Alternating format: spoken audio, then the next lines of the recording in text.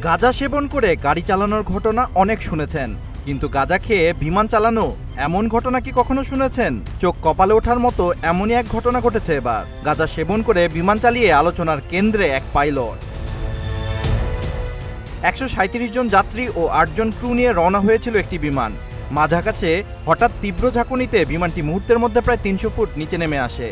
ফলে seat belt বেঁধে না রাখা যাত্রীরা জোরে আছড়ে পড়তে শুরু করেন, সাথে ঢিলেঢালা জিনিসপত্র সিট থেকে ছিটকে পড়ে।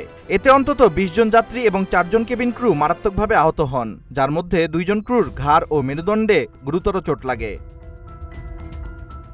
তদন্তে জানা যায়, ঘটনার সময় মূল পাইলট ককপিটেই ছিলেন না, বিমান চালাচ্ছিলেন কো পাইলট। পরে বিমানটি অবতরণ করার পর 2 দফা স্বাস্থ্য পরীক্ষা করা হয় তাদের, আর তখনই বের হয়ে আসে আসল ঘটনা। সব টেস্টেই ধরা পড়ে মূল পাইলটের গাঁজা সেবনের বিষয়টি। চূড়ান্ত তদন্ত শেষ না হওয়া পর্যন্ত 2 পাইলটকেই দায়িত্ব থেকে অব্যাহতি দেওয়া হয়েছে। গত 4 আগস্ট ফুকেট থেকে দিল্লির উদ্দেশ্যে যাত্রা করা এয়ার ইন্ডিয়ার AI2379 ফ্লাইটে ঘটে এই ভয়ঙ্কর ঘটনা। এমন তথ্যই উঠে এসেছে ভারতীয় সংবাদ মাধ্যম এনডিটিভির প্রতিবেদনে।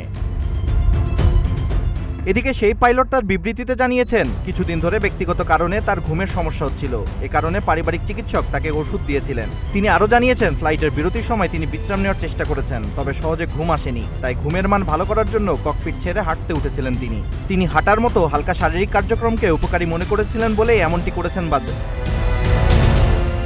অপরদিকে এয়ার ইন্ডিয়া এক্সপ্রেসের ফ্লাইট নিরাপত্তা প্রধান পাইলটদের এমন কোনো মাদক বা ওষুধ ব্যবহার করলে তা স্বেচ্ছায় জানাতে বলেছেন, যা তাদের কাজের সক্ষমতা বা নিরাপদে বিমান চালানোর ক্ষমতায় প্রভাব ফেলতে পারে। তিনি জানিয়েছেন, এসব তথ্য গোপন রাখা হবে এবং শুধু সংশ্লিষ্ট কর্মকর্তারাই তা জানতে পারবেন।